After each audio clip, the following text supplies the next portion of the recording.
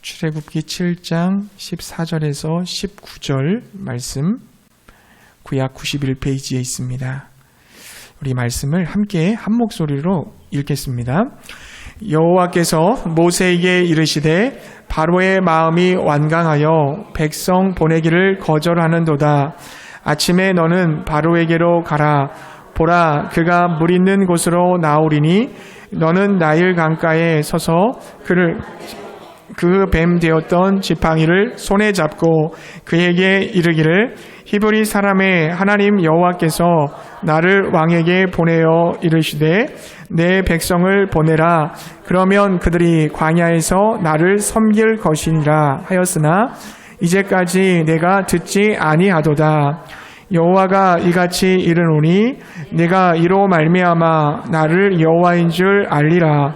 볼지어다 내가 내 손의 지팡이로 나일강을 치면 그것이 피로 변하고 나일강에 고기가 죽고 그 물에서는 악취가 나리니 애굽 사람들이 그 강 물 마시기를 싫어하리라 하라.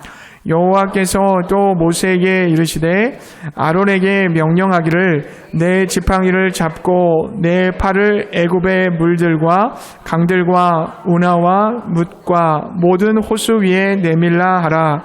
그것들이 피가 되리니 애굽 온 땅과 나무 그릇과 돌 그릇 안에 모두 피가 있으리라.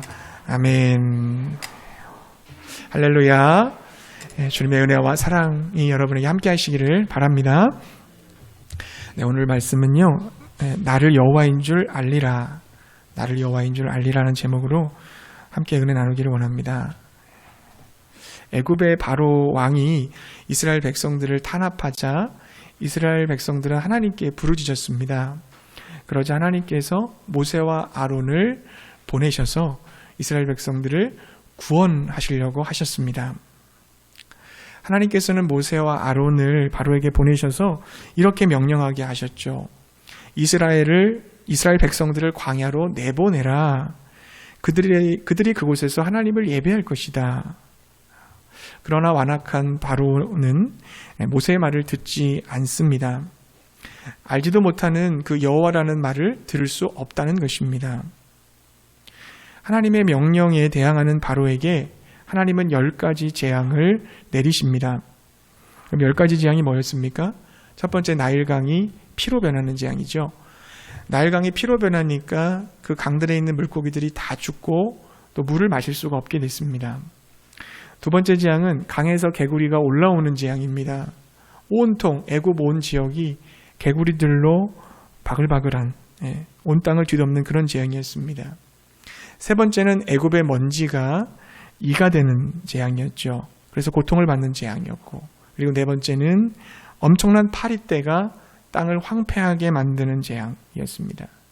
다섯 번째는 많은 가축들이 악질과 전염병에 걸려서 죽는 재앙이었고, 여섯 번째는 사람과 짐승에게 악성 종기가 생겨서 그것으로 인하여서 사람과 짐승이 죽임을 당하는 재앙이었습니다. 일곱 번째는 하늘에서 큰 우박이 떨어져 농작물들이 망가지고 짐승과 사람이 그 우박에 맞아 죽어나가는 재앙이었습니다.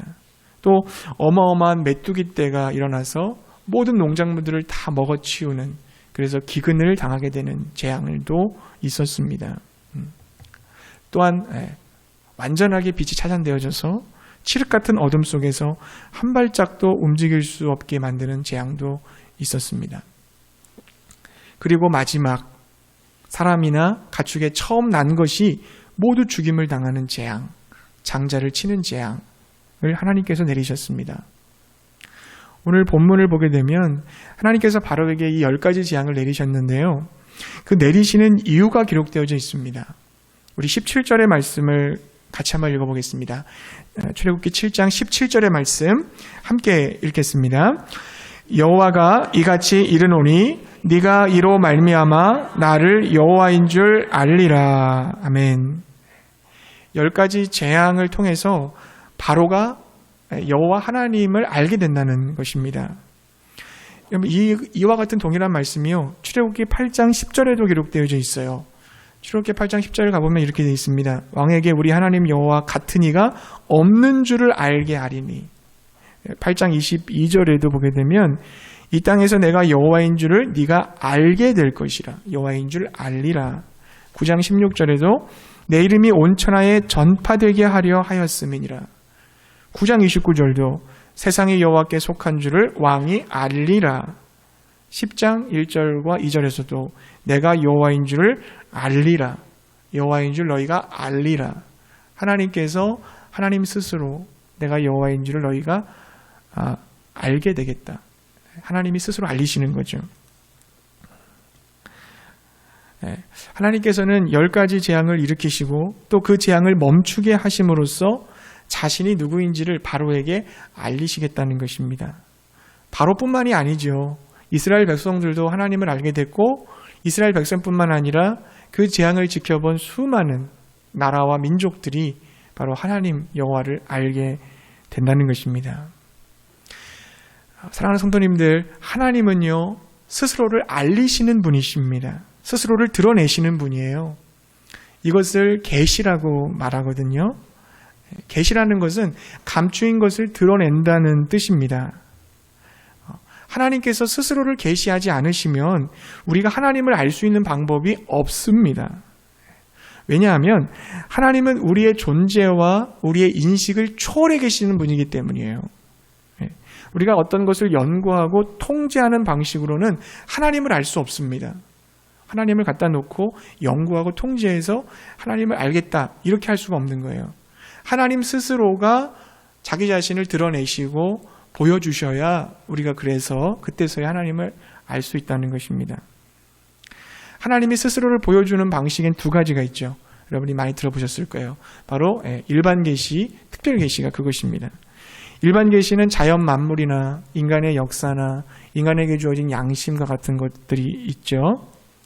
식물과 동물 그리고 아름다운 자연 경관을 여러분 보신 적이 있으시나요? 그 보게 되면 어떻습니까? 그 속에서 하나님을 느낄 수가 있어요. 그 자연을 바라볼 때 굉장히 다채롭고 풍성하고 아름다운 그 창조적인 하나님의 성품을 우리가 알게 됩니다. 우리 자신을 봐도 그래요. 우리 모두가 다 지문이 다 달라요. 우리의 성격과 우리 자라온 환경과 배경이 다 다릅니다. DNA 구조가 다 달라요. 이 모든 것들 너무 신기함을 느낄 수가 있는 거죠. 바로 일반 계시, 창조물을 통해서 하나님의 살아계심을 알 수 있다는 겁니다. 시편 19편에서 다윗은 이렇게 고백을 하죠.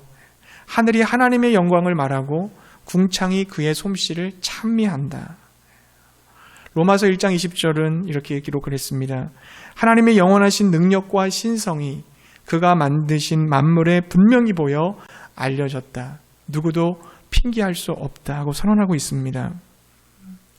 또한 하나님께서는요, 인간의 역사 속에서 당신의 뜻과 당신의 행위, 교훈을 나타내셨습니다. 하나님께서 인간의 역사의 수레바퀴를 움직이고 계신 거예요. 역사의 방향을 이끌어가고 계신다는 겁니다. 그리고 우리 인간 안에 주어진 그 양심, 도덕률, 어떤 의식과 양심을 가지고 하나님을 알 수 있겠다는 것입니다. 이와 같이 일반 계시가 하나님을 알게 되는데 도움이 되는 것은 사실이지만 하지만 이 일반 계시가 왜곡될 가능성도 있습니다. 우주는 하나님의 무대로서 하나님의 영광이 선포되어지는 그런 장소이지만 인간의 눈이 어두워져서 하나님이 주신 그 자연 만물들을 잘 선용하고 아름답게 가꾸기보다는 착취했습니다. 또 인간의 역사는 어떻습니까?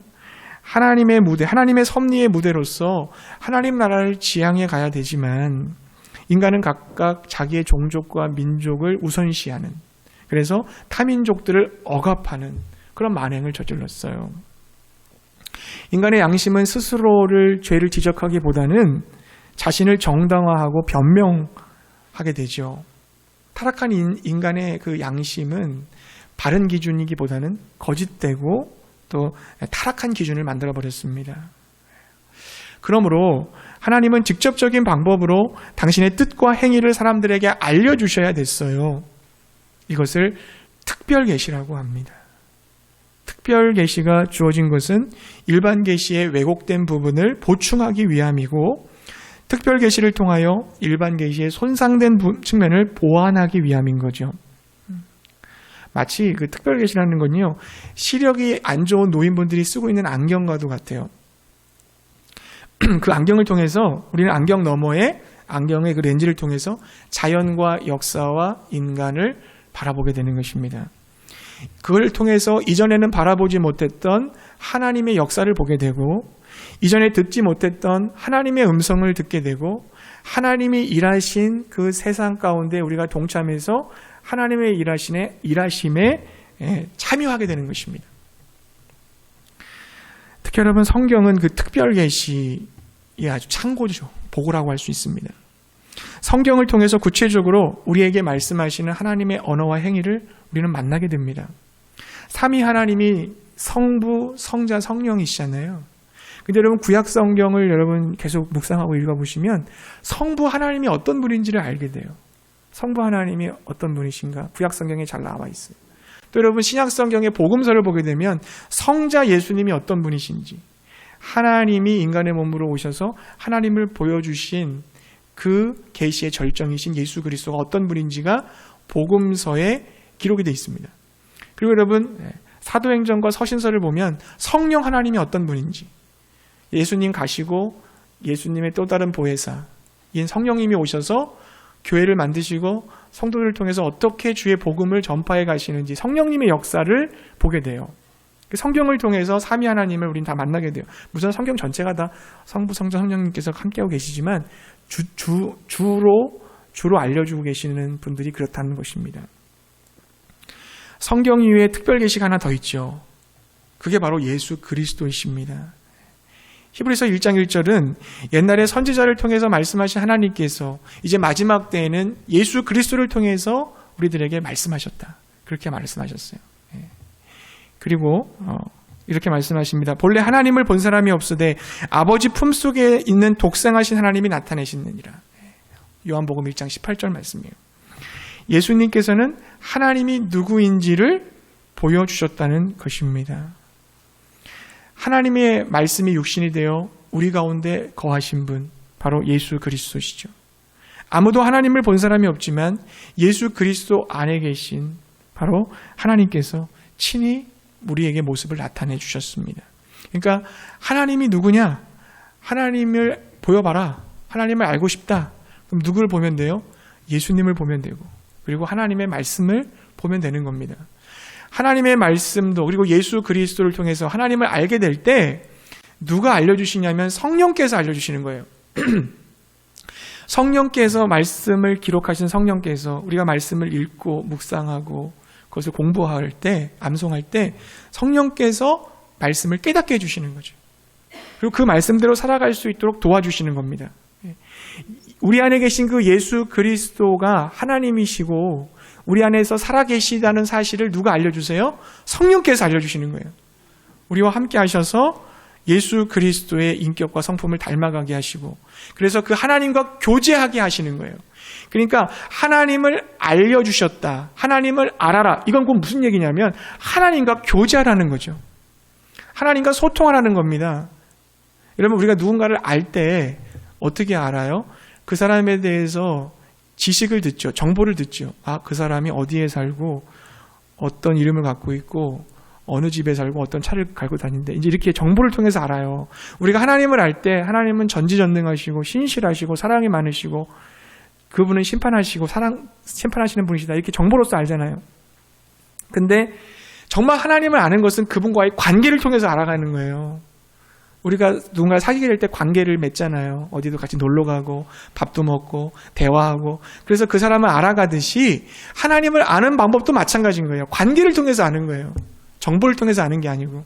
근데 그 관계를 하나님의 말씀을 통한 성령, 그리고 그 내 안에 계신 그 예수 그리스도를 성령을 통해서 하나님과 교제함으로, 우리 삶 속에 동행하시는 그 하나님과 함께함으로 우리가 하나님을 알게 되는 줄로 믿습니다.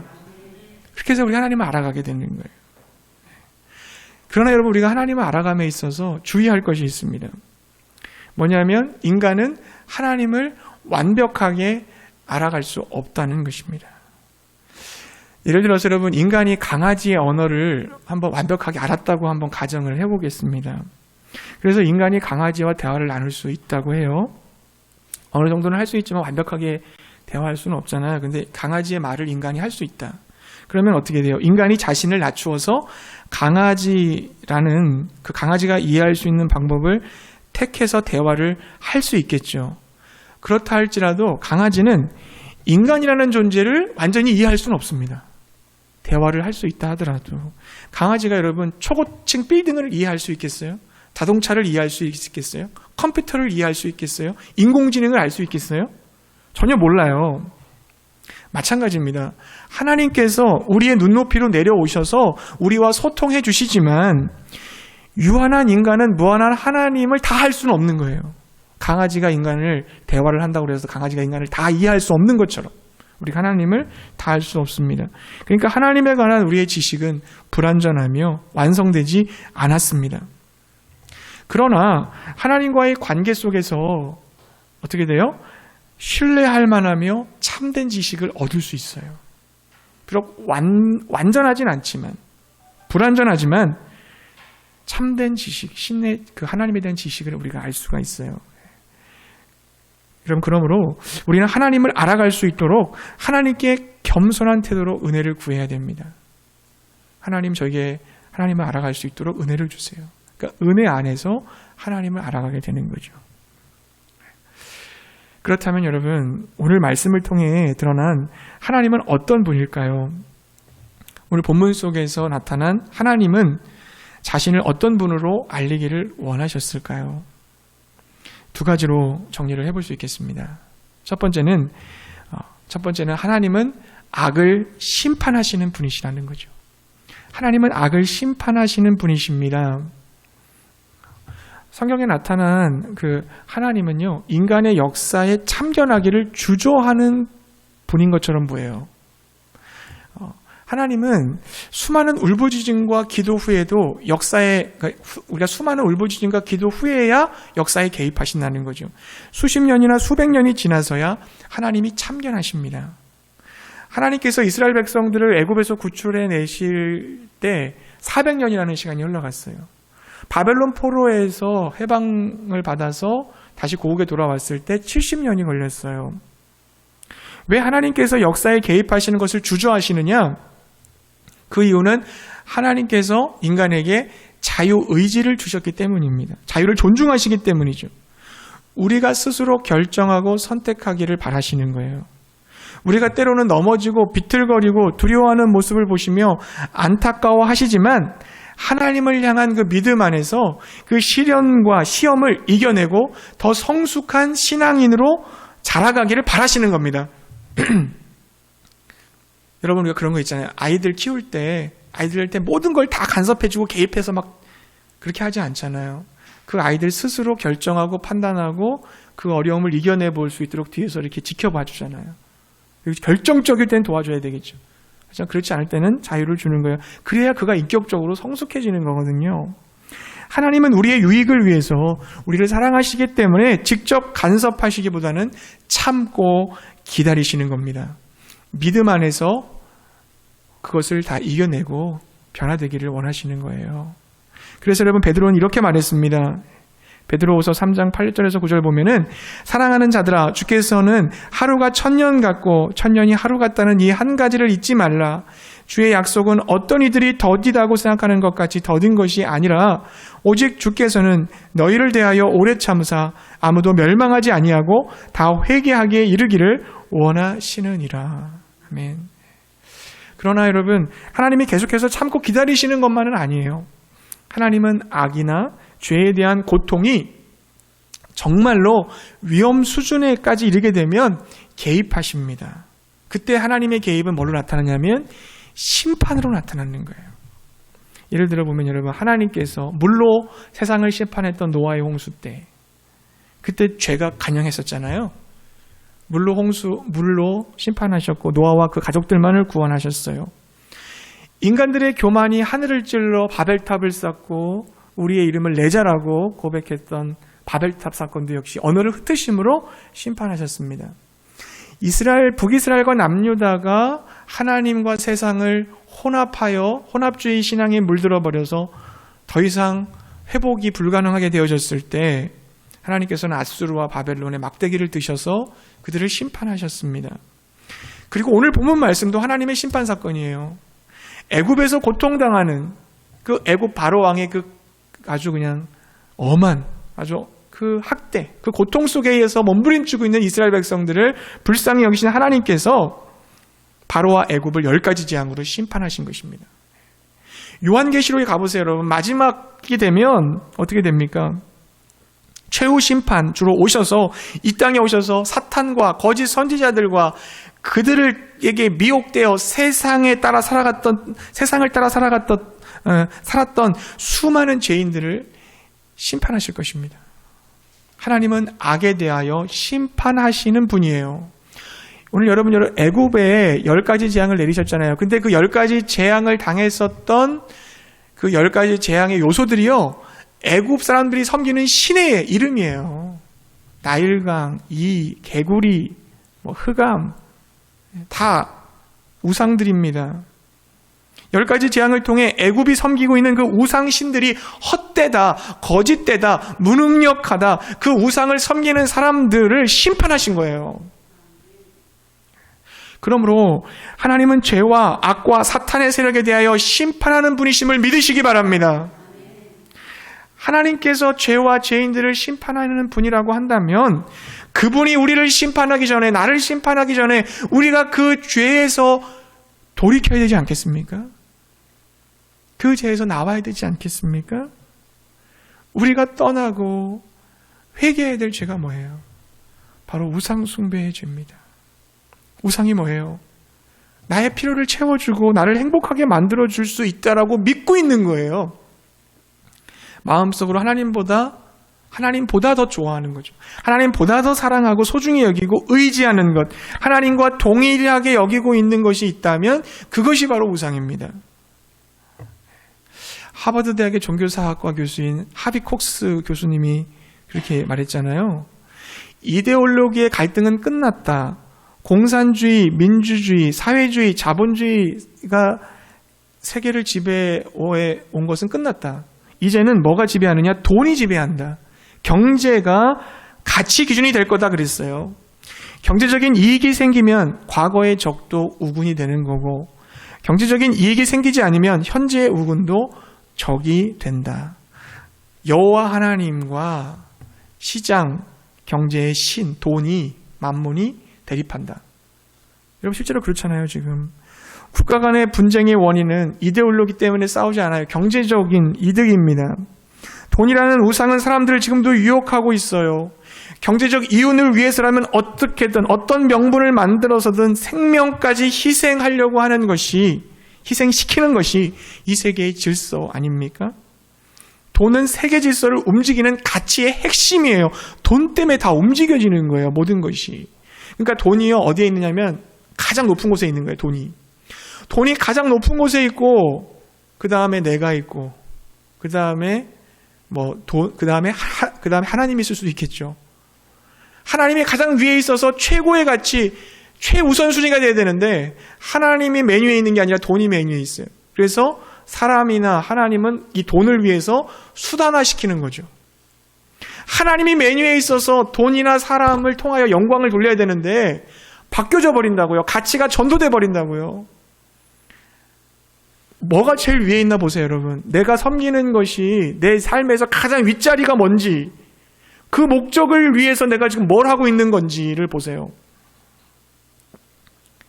하나님을 위해서 돈을 쓰는 것이 아니라 돈을 벌기 위해서 하나님을 이용한다니까요. 그렇게 돈이 우상화되고 있어요. 여러분 지금 우리나라에 불고 있는 광풍이 뭡니까? 영끌이라고 하잖아요. 영혼까지 끌어서 투자한다. 빚을 내서 투자한다. 주식 투자 안 하는 사람 없다잖아요. 지금 청년들이 다 주식에 지금 다 눈이 다 뒤집혀 있다고 하잖아요. 가상화폐로 인해서 다 휩쓸려 살아가고 있습니다. 왜 이런 현상이 나타나고 있을까요? 모두가 다 이 돈이라는 우상 숭배에 빠져 있기 때문이죠. 그리스도인들조차도 하나님을 통해 부자가 되려고 합니다. 신앙을 가짐으로 돈을 많이 벌려고 하는 거죠. 돈을 모으기 위한 목적으로 하나님을 믿는다면, 하나님을 수단화했기 때문에 우상숭배에 빠진 것입니다. 사랑하는 성도님들, 우상숭배의 죄가 있다면 회개하시기를 바랍니다. 하나님이 심판하시기 전에 하나님은 그 우상을 분명히 심판하실 거예요. 그 우상을 깨뜨리실 겁니다. 하시기 전에 내가 이 죄를 내려놓고 돌이킬 수 있기를 바랍니다. 돈은 우리가 추구할 대상이 아니에요. 하나님 앞에서 바로 살려고 노력할 때 하나님께서 우리에게 필요를 따라 은혜로 주시는 것이 돈입니다. 애프터 서비스라고 했잖아요. AS라고 했잖아요. 목적이 아니라고 그랬잖아요. 그러므로 여러분, 돈을 구하는 것이 아니라 하나님의 나라와 의를 구하시기 바랍니다. 하나님 나라와 의를 구하는 게 우리 삶의 목적이 돼야지, 돈을 구하는 게 목적이 되면 안 돼요. 오직 하나님의 영광을 위하여 내게 주신 돈을 사용하시기 바랍니다. 욕심 부리지 말고요. 많이 있으면 많이 나누면 되고, 적게 있으면 적게 나누면 되잖아요. 그래서 하나님 나라를 위해서 정말 값어치 있게 그 돈을 쓰면 하나님께서 충분히 우리를 인정해 주실 거라고 생각합니다. 어느 그 금요일 날 했었던 그 다니엘 기도회 때 그런 말씀을 들었어요. 벤츠가 아니더라도, 호화스러운 고급 승용차가 아니더라도 하나님 앞에 최선을 다해서 믿음으로 살아가는 그 모습만 가지고 있다면 하나님이 기뻐하시고 상급을 주실 거다. 그 말씀에 100% 동감합니다. 꼭 풍성한 물질이 아니더라도 우리 삶의 자리에서 하나님을 신실하게 섬길 수 있다면 하나님은 기뻐하실 거예요. 오직 마음을 다하고 뜻을 다하고 힘을 다하여 하나님을 사랑하시기 바랍니다. 하나님께 전적으로 헌신하시기 바랍니다.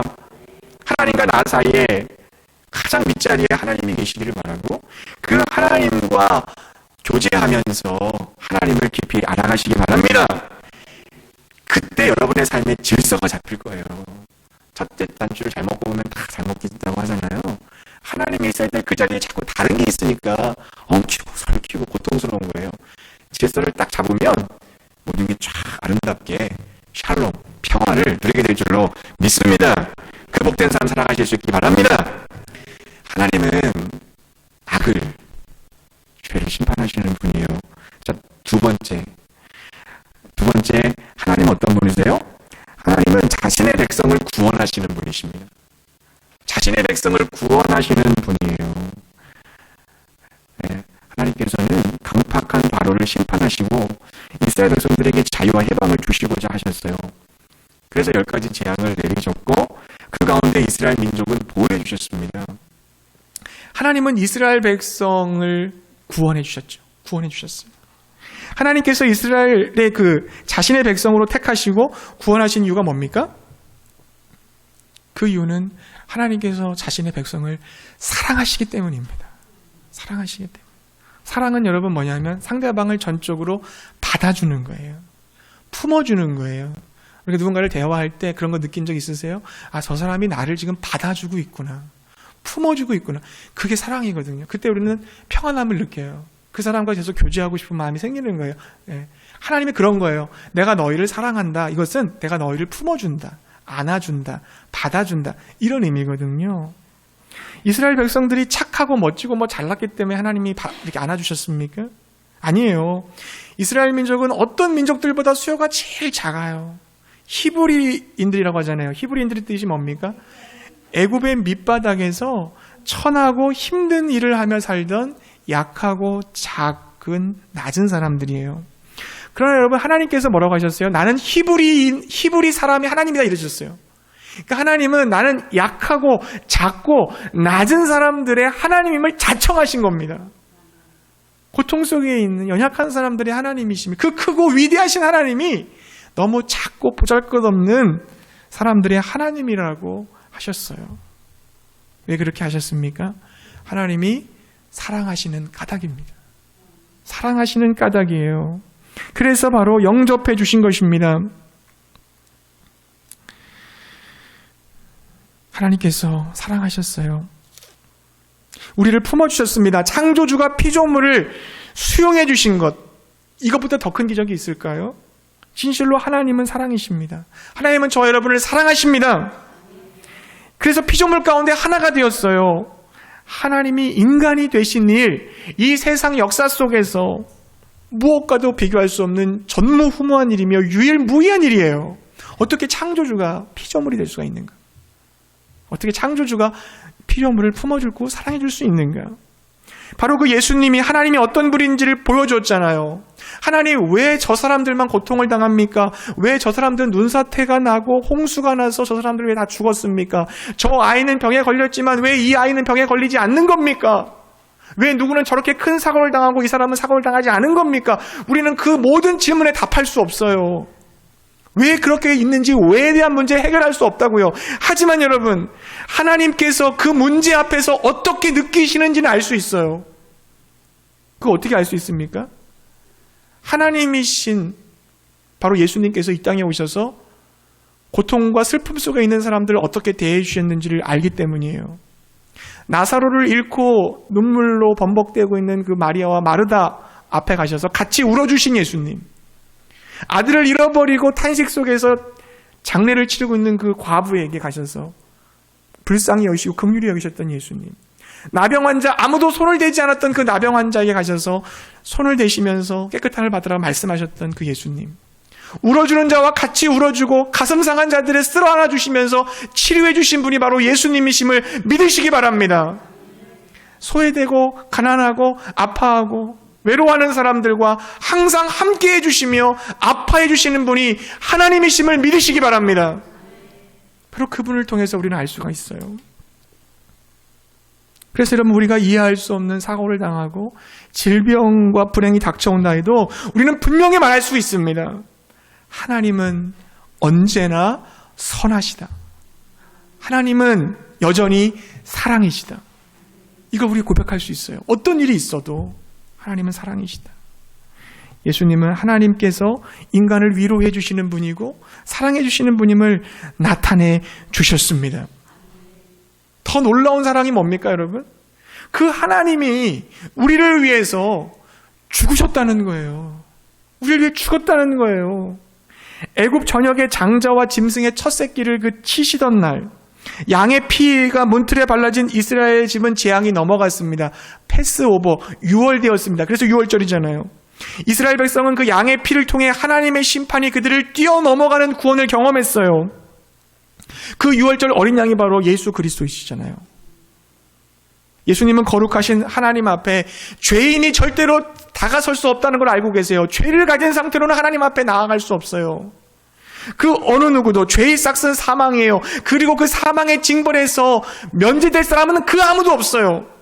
그걸 아시기 때문에 예수님께서는 인간의 죄값인 죽음을 대신 치러 주시기 위해 십자가에서 피 흘리고 죽으셨음을 믿으시기 바랍니다.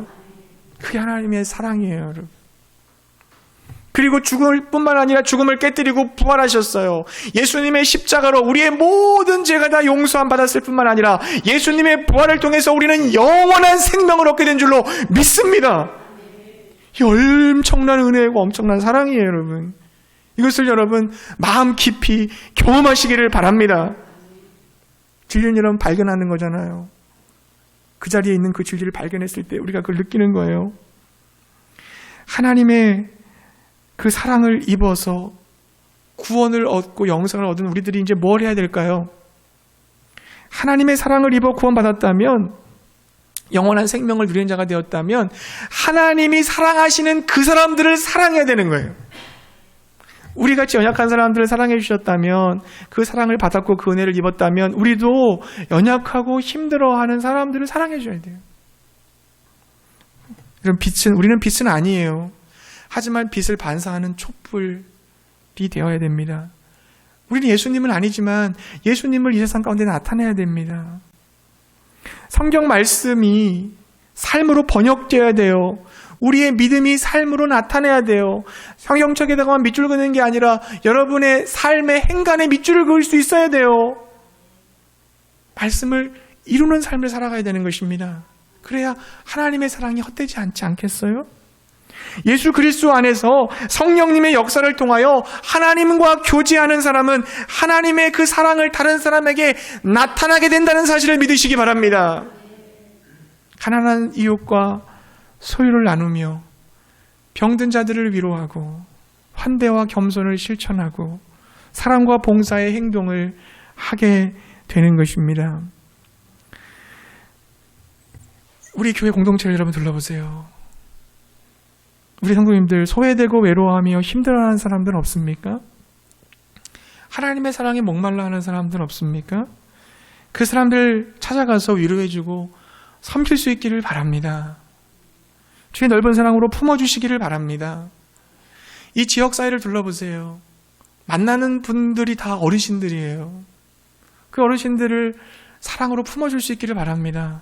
저는 그 어르신들이 계시는 경로당에도 한 번씩 가요. 가서 전도지 나눠드리지만 안마도 해드리고 이렇게 다리도 주물러드리고 그래요. 그들을 섬겨드리기 위해서. 여러분, 이 지역사회 아이들이 많이 방치되어 있어요.